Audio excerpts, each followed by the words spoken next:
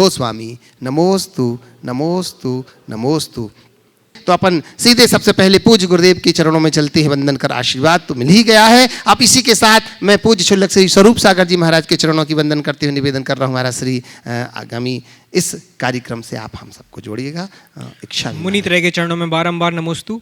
प्रश्नों के लिए सीधे चलते हैं मंचासीन मुनि संघ के चरणों में, और सर्वप्रथम निवेदन है पूज्य क्षुल्लक श्री चिद्रूप सागर जी महाराज से कि अपने प्रश्न के माध्यम से हमें लाभान्वित करें। पूज्य मुनि त्रय के चरणों में बारंबार नमोस्तु।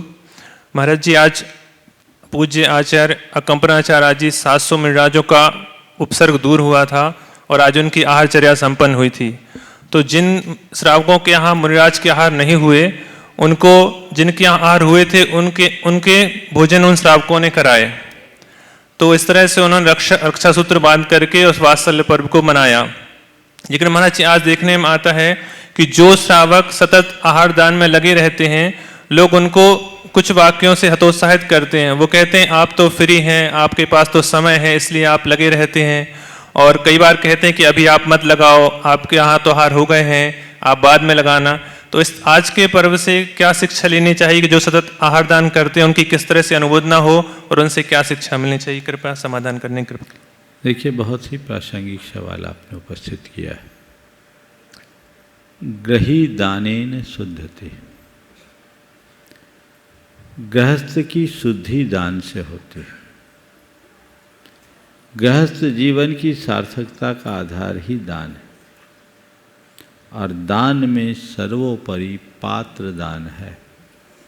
अभ्यागत सुपात्र को विधि पूर्वक दान देने से उसका जीवन कृतार्थ होता है, और जिसको इसका रस लग जाता है वो इस क्षेत्र में कभी पीछे नहीं रहता, सदैव ऐसे कार्यों के प्रति उत्साहित होता है, और वह आहार दान की घड़ियों को अपने जीवन की श्रेष्ठतम घड़ियों के रूप में गिनता है।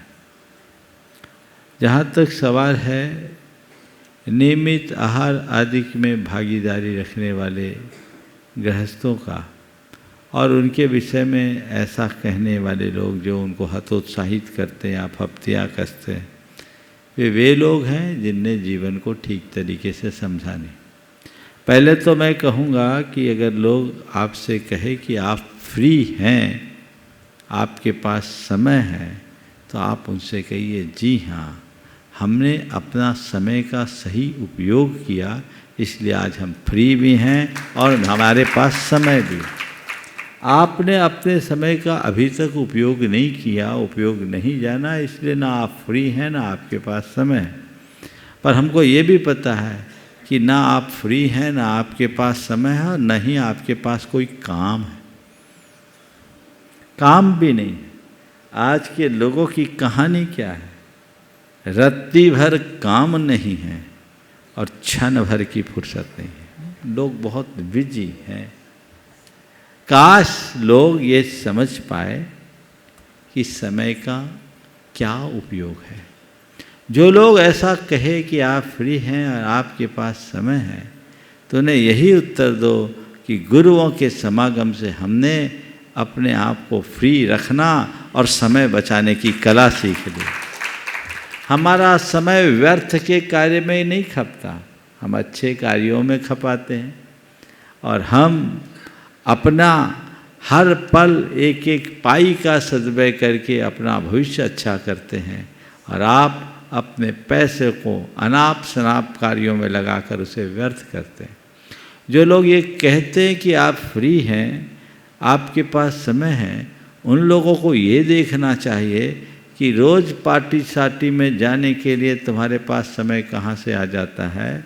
किसी हिल स्टेशन में घूमने के लिए तुम्हारे पास समय कहाँ से आ जाता है। शहर में भी तुम रोज़ इधर उधर घूमने के लिए और किटी पार्टियाँ अटेंड करने के लिए समय कहाँ से निकाल लेते हो। अच्छा है हमारी सद्बुद्धि रही, ताकि हम अपना समय पाप में गंवाने की जगह पुण्य कमाने में लगाते हैं और अपने जीवन को बेहतर बनाते हैं। हर व्यक्ति को इस संदर्भ में इसी तरह का दृष्टिकोण रखना चाहिए। और एक बात सदैव मैं उन धर्मी जनों से कहना चाहता हूँ, जिनको धर्म का रस नहीं लगा वे अभागे धर्म की महिमा नहीं जानेंगे, और वो धर्मियों पर इस तरह की टिप्पणी करेंगे तो उनसे घबराना नहीं, बल्कि और अधिक हर्षित होना कि कम से कम हम लोगों को अपनी ओर आकर्षित तो कर पा रहे हैं, उनका हमारी तरफ ध्यान तो खींच रहा है। बस ये हमारे जीवन के लिए एक प्रेरणा बनेगी और इसी आधार पर हम आगे बढ़ सकेंगे। निवेदन है पूज्य शुल्लक श्री 105 आदर्श सागर जी महाराज के चरणों में कि अपने प्रश्न के माध्यम से हमें भी बोधि की प्राप्ति कराएं। नमोस्तु भगवान। महाराज जी, एक प्राचीन कहावत है, अनुभव वह कंघी है, वह तब प्राप्त होती है जब बाल झड़ चुके होते हैं। महाराज जी, आज के युवा अच्छी उच्च शिक्षा प्राप्त करते हैं, लेकिन वो अपने बड़े बुजुर्गों का अनुभव का लाभ नहीं लेते। इस वजह से वो ऐसी गलती कर जाते हैं जिसकी वजह से उन्हें जीवन भर पछताना पड़ता है। आपसे निवेदन है उन युवाओं को संबोधें जो अपनी ज्ञान के साथ साथ बड़ों के अनुभव का लाभ उठाएं, ताकि वो जीवन की ऊंचाइयों को छू सके। नमस्ते। बहुत अच्छा वाक्य है, अनुभव वह कंघी। अनुभव एक कंघी है, वह तब प्राप्त होती है जब बाल झड़ जाते हैं। काश बाल रहते कंघी प्राप्त हो जाती है अनुभव की, तो बाल उड़ने की गुंजाइश नहीं होते। लेकिन मैं तो ये कहूँगा, जिनके झड़ गए उनको देखकर यदि तुमने सलामती का रास्ता अपना लिया तो तुम अपने आप को बचा सकते हो। बहुत अच्छी बात की बड़ों बुजुर्गों के अनुभवों के लाभ उठाने की। देखिए, अनुभव जीवन में दो तरीके से प्राप्त होता है, एक स्वयं के जीवन से और दूसरा औरों के संपर्क से, अनुभवियों के संपर्क से। स्वयं के जीवन का अनुभव बहुत कम लोग ले पाते हैं। वे ही लोग स्वयं के जीवन के अनुभवों से सीख ले पाते हैं या अपने जीवन के अनुभवों को अपने साथ संजो पाते हैं, जो अपने जीवन को बहुत जिंदगी से जीते हैं और अपने जीवन की साथ घटित हर घटना और प्रसंगों का सही रूप में विश्लेषण करते हैं। प्रायः लोग जिंदगी जीते हैं, हर घटनाओं को जीते हैं और कुछ दिन बाद भूल जाते हैं, उनके पास कुछ अनुभव नहीं होता। अगर देखा जाए, दृष्टि रखे, तो जीवन की हर घटना हमें कोई न कोई सीख देती है, यदि हमें सीखने की रुचि और तत्परता हो।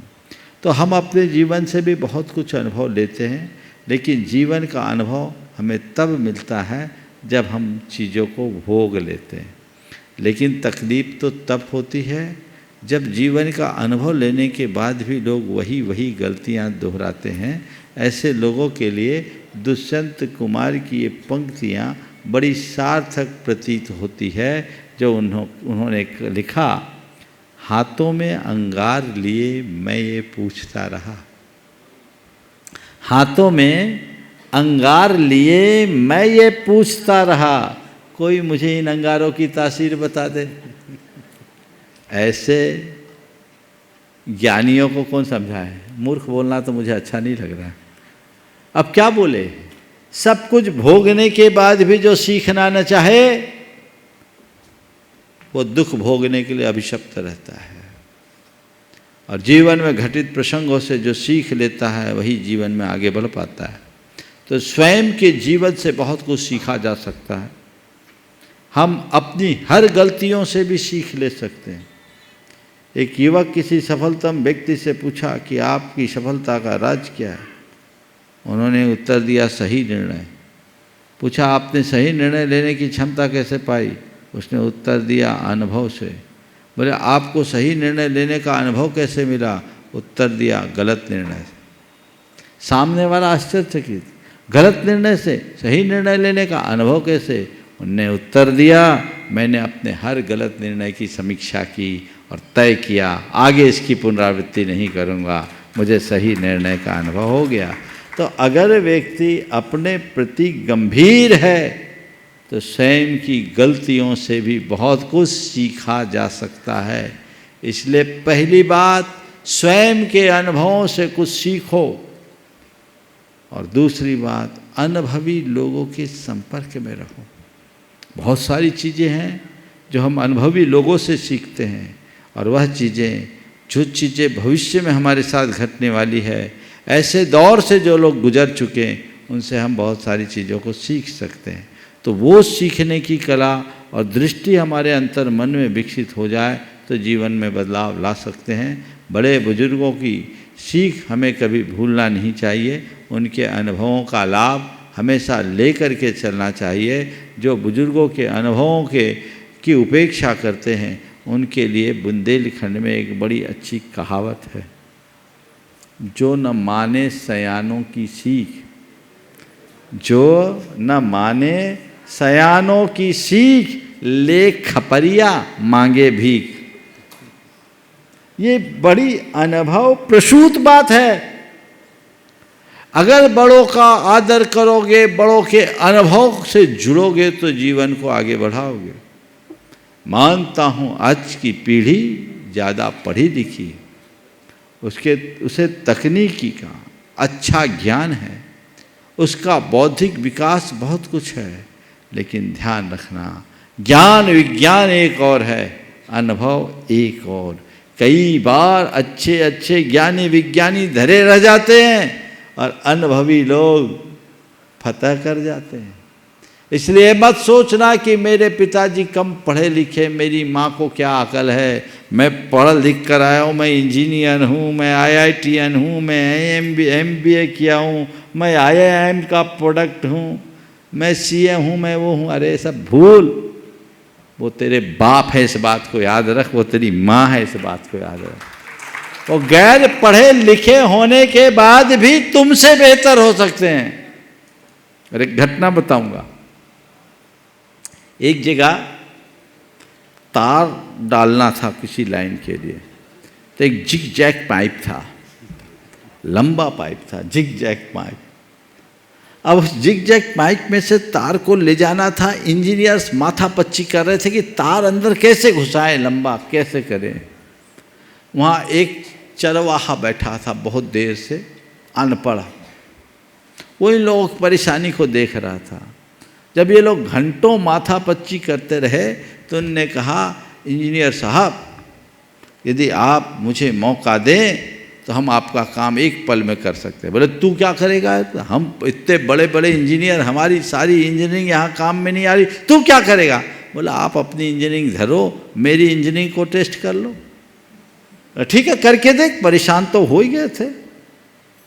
उसने क्या किया, एक चूहे को पकड़ा, एक चूहे को पकड़ा, उसकी पूंछ में तार बांधा, चूहे को पाइप में घुसा दिया, इस पार से उस पार 1 मिनट में चूहा निकल गया और तुरंत तार निकल गया। सब धरते रह गए और ये तय हो गया, ज्ञान से बड़ा अनुभव होता है।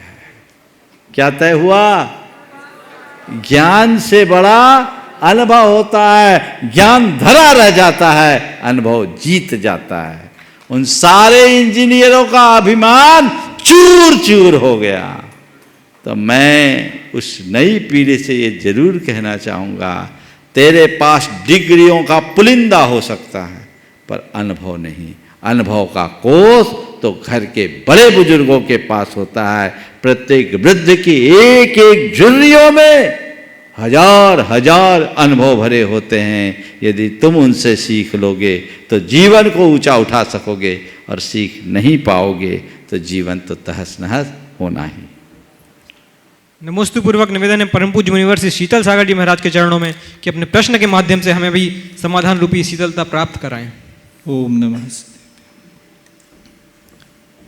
अक्सर सुना जाता है, लोग कहते हैं कि स्वयं किए जो कर्म शुभाशुभ फल निश्चय ही वे देते। तो हमने जो कर्म बांधे हैं वो हमें उनका फल भोगना ही पड़ेगा। तो अगर यही संतति चलती रही तो कर्म से मुक्त कैसे होते हैं? बहुत अच्छा सवाल। हमने जो कर्म बांधे वो हमें भोगना ही पड़ेगा। यही संतति चलती रही तो कर्म से मुक्त कैसे होंगे?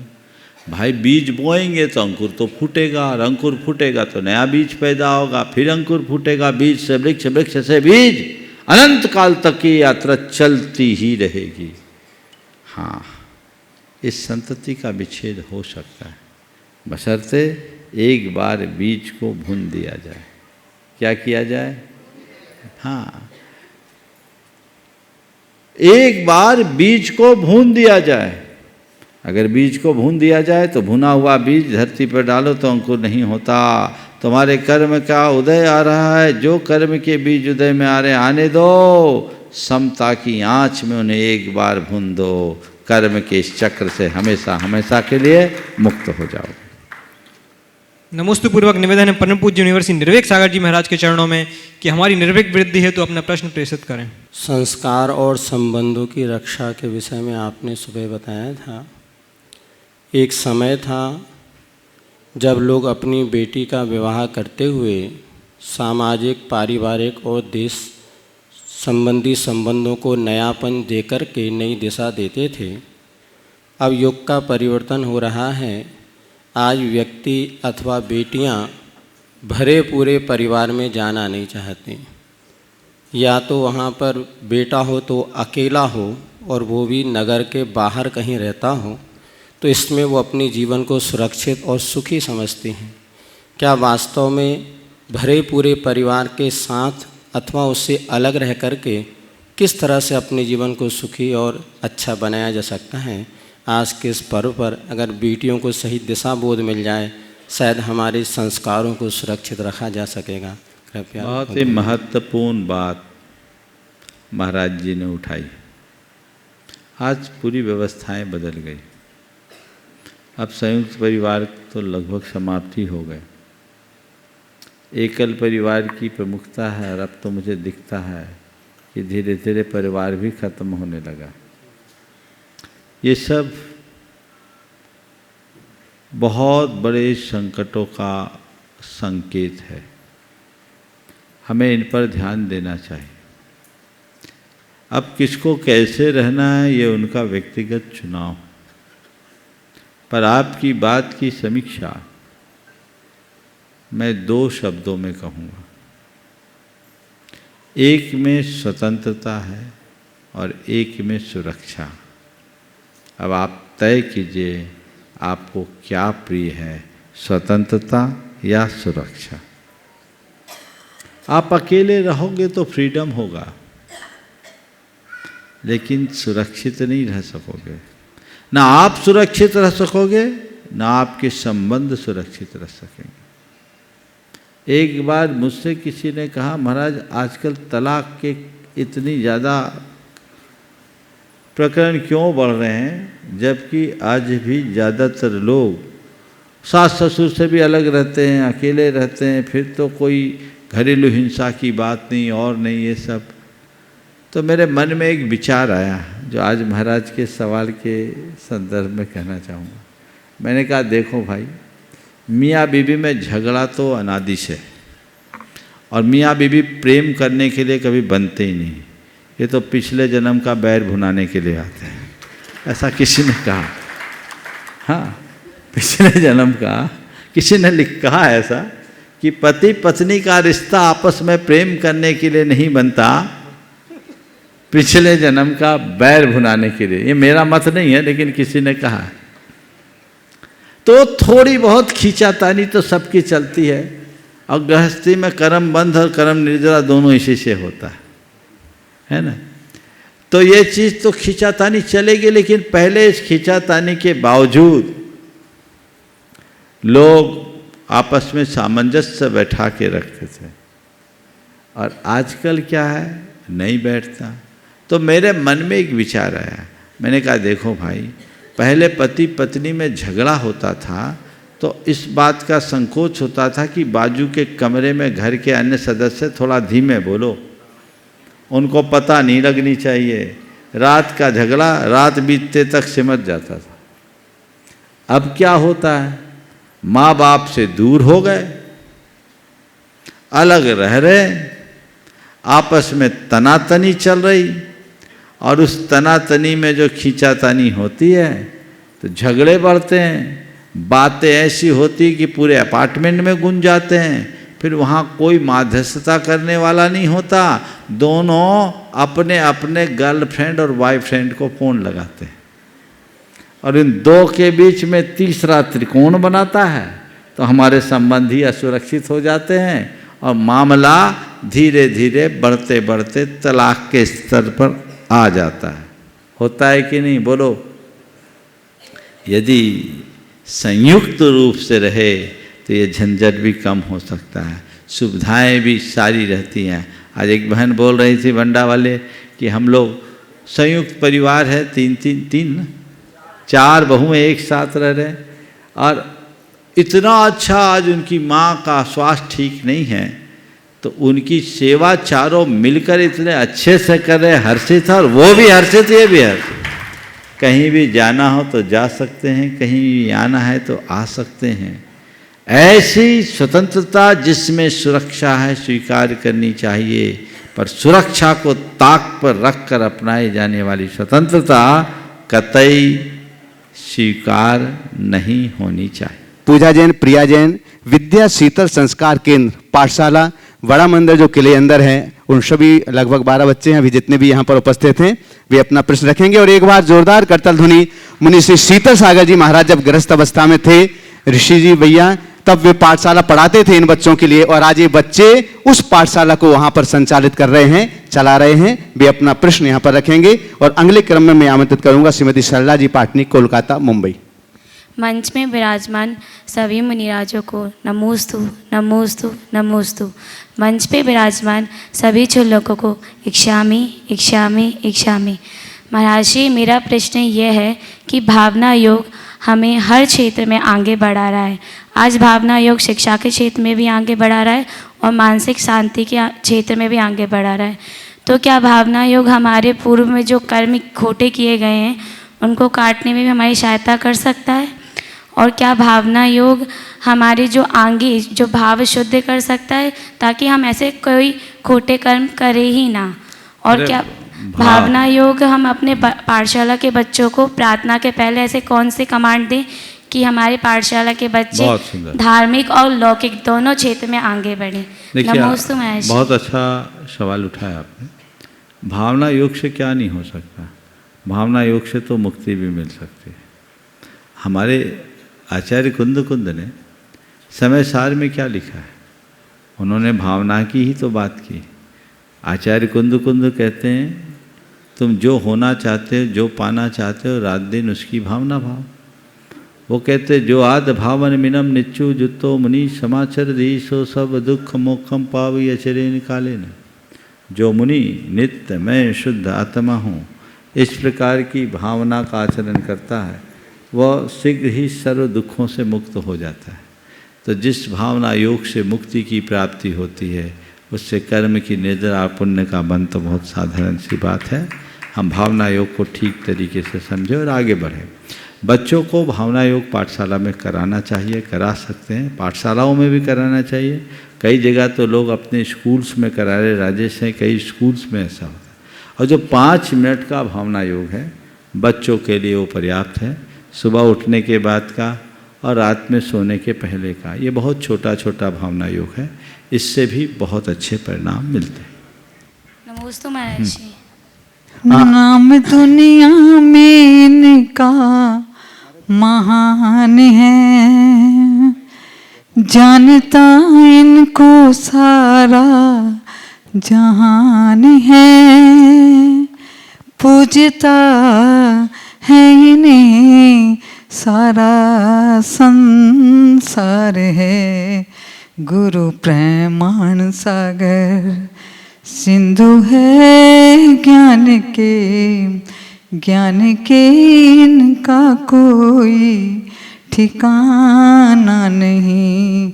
अपने दिल में हमें याद रखना कभी, एक पल भी हमें आप भुलाना नहीं। मुनि प्रेमाण सागर। सवाल है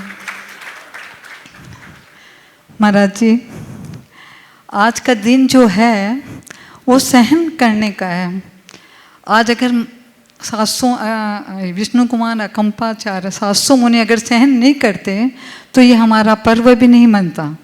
लेकिन आज हम साक्षात देख रहे हैं वही सब कुछ इस पंचम काल में भी वैसे के वैसे मुनि सहन कर रहे हैं, हम लोग को जीवन में भी आपकी तरह सहन शक्ति कैसे बढ़े महाराज जी?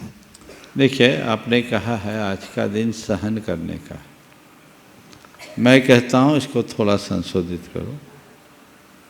आज का दिन सहन करने का भी है और सहयोग करने का भी।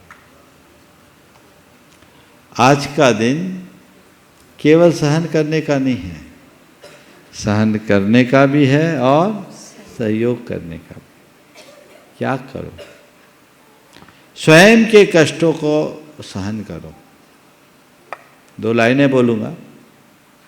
स्वयं के कष्टों के प्रति सहनशील बने और दूसरों के कष्टों के प्रति संवेदनशील बने। अकंपनाचार्य के हृदय सहनशीलता से भरा था, तो विष्णु कुमार मुनिराज का हृदय संवेदनशीलता से भरा था। जब तक हमारे हृदय में औरों के प्रति संवेदना नहीं होगी, हम किसी की सेवा और सहयोग के लिए आगे नहीं आ पाएंगे। इसलिए दोनों बातों को हमें ध्यान में रखना चाहिए। वैयक्तिक स्तर पर हम जितना बन सके अपने कष्टों को सहे और इस सूत्र को सदैव याद रखें, जो जितना सहन करता है वह उतना समर्थ बनता है। जितना सहोगे उतना समर्थ बनोगे। पर दूसरों के कष्ट जब भी देखो तो पिघल जाओ, उनकी पीड़ा को अपनी पीड़ा समझो और यथासंभव उसे दूर करने का प्रयत्न करो। नमस्ते महाराज जी, कोटि कोटि नमस्ते। हमारे बीच आशी शांतिनाथ दिगंबर जैन छात्रावास आहार जी श्रद्धाक्षेत्र से बहुत सारे बच्चे हैं, सभी बच्चे एक साथ खड़े हो जाएंगे। बोलिए आचार्य गुरुदेव श्री विद्यासागर जी महामुनि राज की, परम पूज्य मुनिवर श्री प्रमाण सागर जी महाराज की। पूज्य मुनिवर, हम सबका ये पावन सौभाग्य है कि यहाँ पर सिद्धों की भूमि में आज प्रथम वंदना करने का सौभाग्य आपके आशीर्वाद से हुआ। और छोटे छोटे छात्र हैं जो कि कक्षा 6, 7, 8 में भी पढ़ते हैं, सबने आज आपके आशीर्वाद से निर्विघ्न पूर्वक प्रथम वंदना की। और उसके साथ में हम सब आपसे आशीर्वाद चाहते हैं, क्योंकि शंका तो कोई भी नहीं है। हाँ। फिर इतनी सी शंका मात्र है कि हम सब जीवन में ऐसा क्या करें कि जीवन की सारी शंकाएं स्वतः ही समाप्त हों, कोई शंका हमारे मन में बहुत ना अच्छी उठे। शंका है। ऐसा क्या करे कि सारी शंकाएं समाप्त हो जाए। कुछ मत करो, हृदय में भगवान को बिठाल दो, गुरु को बिठाल दो, शंकाएं खत्म हो जाएंगी। निसंक सभी को आशीर्वाद। नमस्ते। एनएल जैन साहब जयपुर, कोषाध्यक्ष गुणायतन। पूज्यवर नमन वंदन और महाराज जी जो साथ में विराजमान हैं उनको इच्छा में। महाराज श्री, व्यक्ति शारीरिक श्रम करने से इतना नहीं थकता जितना कि नकारात्मक विचारों के संबंध से। मेरी तो जिज्ञासा ये है कि नकारात्मक विचारों को से रचनात्मक और सृजनात्मक विचारों को कैसे बदलें? बहुत अच्छा सवाल है। और आपका एक कहना भी बिल्कुल सही है कि श्रम से व्यक्ति उतना नहीं थकता जितना कि नकारात्मक विचारों से। स्वाभाविक है। आप 10 मील दौड़ लो, उतनी थकान नहीं आएगी जितनी कि किसी घुटन भरे कमरे में 10 मिनट रहने से आए। नकारात्मक विचारधारा से हमारे शरीर से नकारात्मक रसायनों का स्राव होता है और वो सारे रसायन हमारे शरीर के सिस्टम को बिगाड़ देती है, जिससे हमारी स्थिति एकदम विषम हो जाती है। तो ये उसका असर हम पर होता है।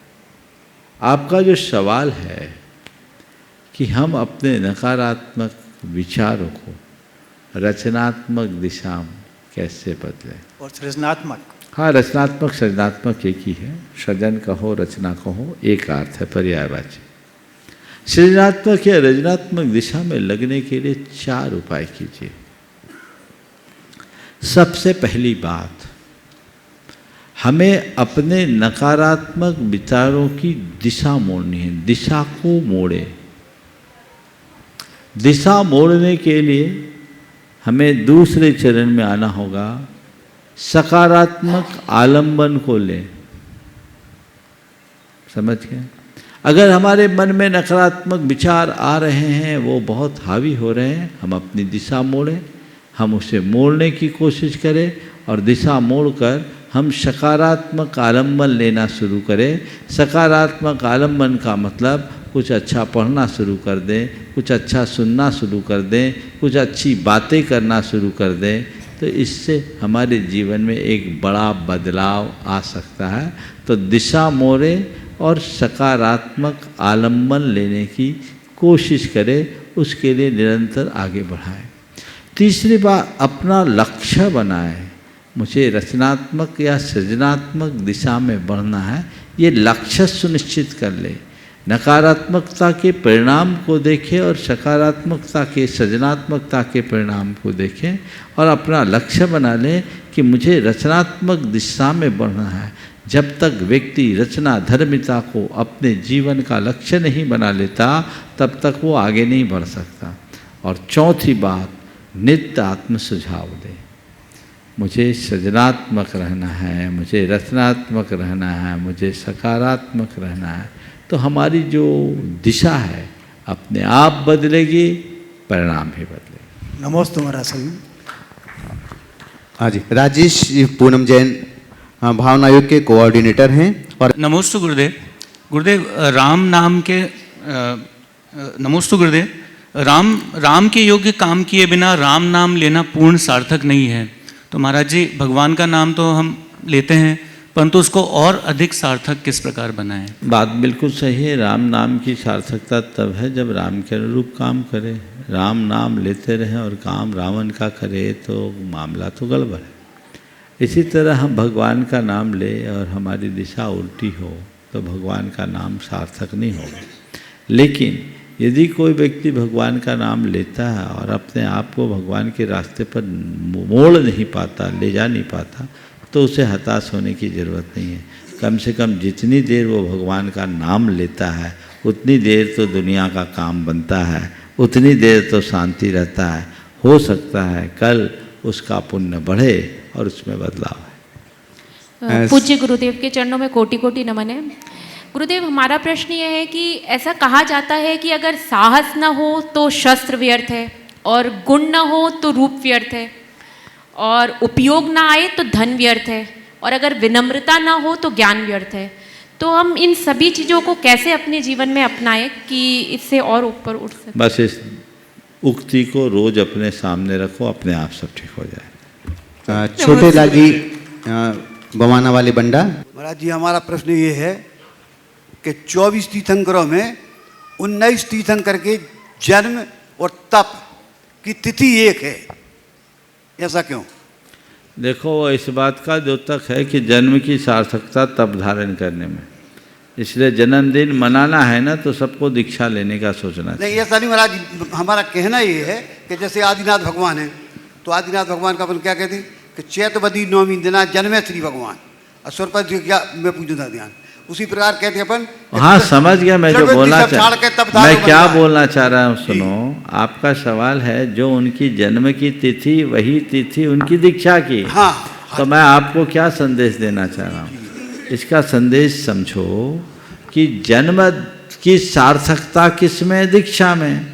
इसलिए भगवान ने अपने जन्म के दिन ही दीक्षा ली। जब जब जन्मदिन आया उनका विचार जागा, अरे मेरा जन्म व्यर्थ होता है, 1 साल चला गया मैं कुछ नहीं किया, दूसरा साल चला गया मैं कुछ नहीं किया, तीसरा साल चला गया मेरा कुछ नहीं गया, मैंने कुछ नहीं किया, चलो जो गया सो गया, अब मुझे सब कुछ करने के लिए निकलना है, इसलिए दीक्षा ले ली। आप लोग वर्षगांठ मनाते हो, हर्षित होते हो। वर्षगांठ का मतलब जानते हो? गांठ से 1 वर्ष निकलने पर वर्षगांठ आती है। गांठ से 1 वर्ष निकलने पर वर्षगांठ आती है।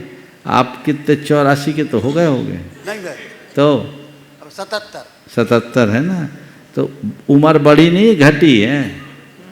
77 चले गई, बच्ची कितनी है पता नहीं, समझ गए? इसलिए हमेशा अपने वैराग्य की वृद्धि करो और हर जन्मदिन पर कुछ संकल्प लो ताकि वर्ष के साथ उत्कर्ष हो। श्रीमती सुनीता जैन, मुंबई। नमोस्तु गुरुवर। जैसे किसी को हम है ना किसी कड़क शब्द में हम किसी को डांट देते हैं और फिर हमको जब खराब लगता है कि उसको खराब लग रहा है तो हम उसको सॉरी भी बोल देते हैं। तो वो बोलते हैं कि आपने पहले ऐसा काम ही क्यों किया जो सॉरी बोलना पड़े। तो या तो सॉरी मत बोलो या किसी को समझाओ मत। देखो, किसी को डांट दिया और सॉरी बोला तो हमें बिल्कुल सामने वाले का कहना सही है कि ऐसा काम ही क्यों करो कि सॉरी बोलना पड़े। पर कोई गलत करे तो उसको सुनो, आपकी बात आ गई कि अब ऐसा काम ही क्यों करो कि सामने वाले को सॉरी बोलना पड़े। आपका कहना बिल्कुल सही है। तब बार बार वैसा काम होता तो सॉरी बोलना छोड़ दो, ये ठीक नहीं। सॉरी बोलो और मन ही मन संकल्प लो कि दोबारा ऐसी पुनरावृत्ति नहीं करें। किसी की गलती पर टोकना और डांटना बुरा नहीं है, पर टोकने और डांटने का तरीका गलत नहीं होना चाहिए। अगर सामने वाले ने गलती की और उसको डांट डपट में हमने भी कुछ ज़्यादा बोल दिया तो ये हमारी ओर की भी एक गलती है। तो गलती पर गलती नहीं होनी चाहिए। कदाचित कई बार होता है, शक्ति का भी प्रयोग करना होता है, लेकिन अंतर हाथ संभार के बाहर मारे चोट की बात होनी चाहिए। चोट हमारा लक्ष्य नहीं होना चाहिए। हमारा लक्ष्य सामने वाले के खोट को निकालने का होना चाहिए। इसलिए अपने द्वारा कोई गलती ना हो ये सावधानी रखो और गलतियां होने पर उसकी पुनरावृत्ति ना हो और सामने वाले से क्षमा याचना करने में कोई संकोच न। नमोस्तु गुरुवर। श्रीमती चंद्रकला जी, पाटनी, रांची। और आपके बाद में तैयार रहेंगे श्री आदिश अमित जैन, साढ़ौरा। मेरी तरफ से, जगत के सब्जियों की तरफ से दोनों मुनिराजों के चरणों में नमोस्तु। एलक जी महाराज, छुलक जी महाराज के चरणों में इच्छामी। महाराज श्री, जीवन में सबको एक दूसरे पर भरोसा करके चलना ही पड़ता है, लेकिन सामने वाला जब भरोसा तोड़ देता है तो किसका विल पावर कमज़ोर होता है तो वो टूट जाता है। तो भरोसा जिस पर भी करे तो उसकी परख किस प्रकार से हो। देखो, बात बिल्कुल अच्छी है। हमें एक दूसरे पर भरोसा रखना पड़ता है, लेकिन भरोसा रखने के पहले भी थोड़ा ध्यान रखो। गुरुदेव का एक बड़ा अच्छा हाइकू है। कच्चा घड़ा है, क्या? कच्चा घड़ा है, काम में मत लेना। काम में मत लेना बिना परीक्षा। क्या हुआ? कच्चा घड़ा है, काम में मत लेना बिना परीक्षा। तो घड़ा भी खरीदते हो ना, तो ठोक बजाकर, अब तो घड़ा ही नहीं खटकता, ये फ्रीज जो आ गई, मामला ही गड़बड़ हो। तो गुरुदेव का ये जो हाइकू है बहुत ही संदर्भ में प्रेरणादायक है कि कच्चा घड़ा है, काम में मत लेना बिना परीक्षा। यानी घड़े को भी लो तो परीक्षा लेकर करो। तो किसी पर एकाएक भरोसा मत करो, ठोक बजाकर उसे अच्छी तरह से परख लो। अंधा भरोसा करोगे तो धोखा खाओगे। और मालूम ऐसे धोखे के शिकार कौन होते हैं? आलसी लोग, अंधविश्वासी लोग, लालची लोग और डरपोक लोग। आलसी, लालची, अंधविश्वासी और डरपोक बहुत जल्दी किसी पर भरोसा करते हैं और फिर भरोसा टूटता है तो भरोसा बाद में टूटता है, खुद पहले टूट जाता है। तो पहली बात, अपने आप को इतना मजबूत बना लो कि ऐसी स्थिति का सामना करने की नौबत ही ना आए। और हड़बड़ी करोगे, थोड़ा लालच करोगे या इस तरह की प्रवृत्तियां अपनाओगे तो ऐसी स्थितियों से दो चार होना ही पड़ेगा। इसलिए सावधानी रखिए। अब महाराज आपका सवाल है कि कोई ऐसा हो जाए तो क्या करे। ये सोचो, अपने मन को दिलासा दो और कहो ठीक है, एक बार भरोसा तोड़ा है, हम दोबारा मेहनत करेंगे, फिर आगे बढ़ेंगे। हम यहाँ तक पहुँचे वो किसी के भरोसे नहीं, हमने गलती की कि किसी पर भरोसा किया। अब फिर हम अपना नया लक्ष्य बनाएंगे, अपने दम पर पहाड़ तक चढ़ेंगे। ऐसा प्रयास करेंगे तो काम सफल होगा। आदिश अमित जैन शाढ़ोरा। नमोस्तु नमोस्तु नमोस्तु। महाराज जी, मेरी जिज्ञासा ये है कि रक्षाबंधन पर्व पर पहले से परंपरा ये चली आ रही है कि बहन भाई को राखी बांधती हैं और रक्षा का संकल्प लेती हैं, लेकिन आजकल कुछ ऐसा हो गया है कि भाई रिटर्न में उसको गिफ्ट दे बहन को, लेकिन कुछ भाई का सामर्थ्य नहीं होता कि बहन को अच्छी से अच्छी गिफ्ट दे। जो भाई जितनी अच्छी गिफ्ट देता है उतना अच्छा त्यौहार मनाया जाता है। तो क्या गिफ्ट से ही त्यौहार मनाया जाता है, क्या रक्षा से मनाया जाता है? देखिए, जब कोई भी त्यौहार और पर्व हमारे सामने आते हैं, मूलतः उसके साथ हमारे अंदर की भावनाएं और संवेदनाएं जुड़ी होती हैं, और जब भावनाएं और संवेदनाएं खत्म हो जाती हैं तो हमारे सारे उत्सव, पर्व, त्यौहार महज औपचारिक बन जाते हैं। अब भाई बहन के अंदर वो प्रेम बचा कहाँ, जो जिसके पीछे रक्षाबंधन मनाया जाता है। इसलिए बहनें भी भाइयों की जेब देखकर राखी निकालते हैं और भाई भी बहन को देख करके गिफ्ट देते हैं। ये औपचारिक रिश्ते हो गए, जिसके कारण सब चीज़ें गड़बड़ होने लगी। मुनीश्री, मेरा एक प्रश्न है, जैसे हम जब किसी की समाधि कराते हैं तो समाधि के समय उनसे बोलते हैं कि आप जब स्वर्ग में जाओगे, देवगति में जाओगे, समोसरण में जाके हमारी श्रीमंदर स्वामी जी से नमोस्तु बोल देना। तो वहाँ पर जाकर क्या वहाँ पर याद रखते हैं क्या अपन लोगों को कि नहीं? पहली बात तो मैं पूछना चाहता हूँ, ऐसा बोलते क्यों? उनको लोभ लालच क्यों जगाते?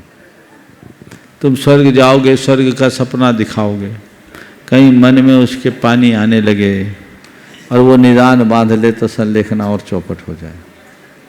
उस व्यक्ति को समाधि कराते समय ऐसा संबोधन दो कि उसकी दृष्टि उसकी आत्मा पर केंद्रित हो, वो अपने भेद विज्ञान को दृढ़ रखे।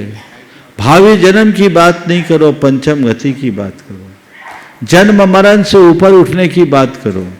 ये चीज़ें जो हम लोग कहते हैं सब पर्याय बुद्धि है। मेरी राय में इस तरह की चर्चाएं प्रासंगिक नहीं।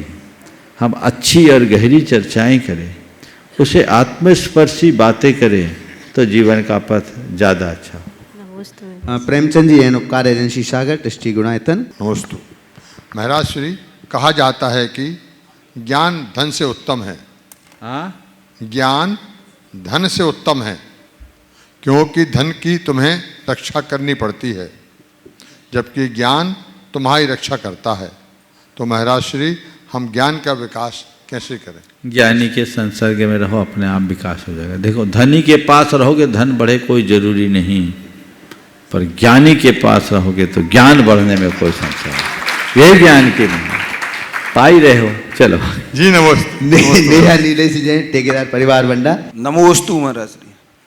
महाराज श्री, आजकल समाज में जो दान दिया जाता है मूर्ति के निमित्त से या मंदिर के निमित्त से, उसका उपयोग समाज में या तो धर्मशाला बनाने में या भोजनालय चला रहे हैं या दुकानें बना के किराए पे दे रहे हैं। तो ये महाराज उपयोग उचित है क्या? उस जो मूर्ति के लिए दान दिया किसी ने या मंदिर निर्माण के लिए? सर्वथा अनुचित है। मूर्ति, पूजा, प्रतिष्ठा आदि के निमित्त यदि कोई द्रव्य अर्जित किया जाता है तो उसका देवशास्त्र गुरु के लिए ही जिस उद्देश्य से लिया गया। मंदिर बनाने में मूर्ति का पैसा लेने में कोई बुराई नहीं, और आजकल लिया भी जाता है, क्योंकि उससे मंदिर बनता है। मंदिर नहीं बने तो मूर्ति कैसे विराजमान करेंगे? तो लोग मूर्ति के नाम पर, भगवान विराजमान करने के नाम पर उत्साहित भी रहते, दे देते, लेकिन उस पैसे का प्रयोग धर्मशाला बनाने में उचित नहीं। धर्मशाला के लिए अलग मत होना चाहिए, उसको उसी तरह के कार्यों में लगाना चाहिए। यदि ये सब व्यवस्थाएं जो कर रहे हैं, सबसे पहले पाप के भागी तो वो होंगे जो ऐसा कर रहे हैं, और हमको पहले से ज्ञात हो कि ऐसे कार्य के लिए पैसा लिया जा रहा है तो उचित नहीं। हाँ, यदि ऐसे कार्यों की आवश्यकता है तो उसमें एक बात का निर्धारण करते हुए बात कही जा सकती है कि हम आपसे इतना रुपया ले रहे हैं, आपको मूर्ति विराजमान करने का सौभाग्य देंगे और आपकी राशि में से इतनी राशि हम ऐसे कार्य के लिए लगाएंगे तो मामला ठीक हो सकता है। अरे जी भोजनालय में भी बहुत ज़्यादा मतलब भोजनालय व्याख्या मत करो, मैंने अपनी बात बोल दी। निकिता जैन शौगानी, झुमरी तलैया कोडरमा। झुमरी तलैया कोडरमा समाज की ओर से नमोस्तु। मेरा नाम निकिता मोहित जैन सोगानी है। मेरा प्रश्न ये है कि आज रक्षाबंधन के पावन अवसर पर सभी संसार के संबंधों की बात कर रहे हैं कि उन्हें कैसे अच्छा बनाए या रक्षा कैसे करें। मेरा प्रश्न यह है कि हम धर्म की रक्षा कैसे करें कि हमारा कल्याण हो सके। हम दूसरों की रक्षा की बात कर रहे हैं, आज सुबह का प्रवचन सुन लेना, आगे बढ़ो। नमोस्तु महाराज। नमोस्तु महाराज जी, मेरा और मेरे परिवार की ओर से आपको नमोस्तु। महाराज जी, आजकल राजनीति का क्षेत्र हो, सामाजिक क्षेत्र हो या धर्म का क्षेत्र हो, जो लोग चापलूसी कर रहे हैं वो आगे बढ़ जाते हैं, जो स्पष्ट बोलते हैं वो पीछे क्यों रह जाते हैं, ऐसा क्यों महाराज जी? देखिए, चापलूसी करके आगे बढ़ने में कोई फायदा नहीं, स्पष्ट बोल करके पीछे रहने में नुकसान नहीं। लेकिन मैं इतना कहता हूँ, स्पष्टवादी होना अच्छी बात है, लेकिन स्पष्टता में भी मिठास होनी चाहिए। जो स्पष्टवादी थोड़ी कड़वी बात बोल देते हैं उनको नुकसान होता है। इसलिए सत्यम ब्रियात प्रियम ब्रियात, ना ब्रियात सत्यम अप्रियम, ना नृतम च प्रियम ब्रियात, ऐसा है धर्म सनातन। सच बोलो पर प्रिय बोलो, कड़वा सच मत बोलो और अप्रिय झूठ मत बोलो। ये चीज़ें अपना करके चलोगे तो जीवन का सारा संतुलन बना रहेगा, और इसकी उपेक्षा कर दोगे तो सब कुछ छिन्न भिन्न हो जाएगा। ओम नमोस्तु। अनिल कुमार दीपा जैन धनौरा। परम पूज्य गुरुदेव के चरणों में मेरा बारंबार नमोस्तु गुरुदेव। क्षामी गुरुदेव। हाँ बोलिए जल्दी से। गुरुदेव, मेरा प्रश्न यह है कि जब मंदिर जी में शांति धारा चलती है तब श्रावक और श्राविकाएं सामने खड़े होकर दर्शन करते हैं बीच बीच में आकर, तो ये कहाँ तक उचित है गुरुदेव? उनको भी शांति रखनी चाहिए। ऐसे ही दर्शन नहीं करो कि दूसरों को अशांति हो जाए। तो शांति धारा में शांति धारा हो, अशांति की धारा न बह जाए, ये सावधानी रखनी चाहिए। समय हो गया, यहीं पर विराम। बोलिए परम पूज्य आचार्य गुरुवत्सल। नमोस्तु गुरुदेव।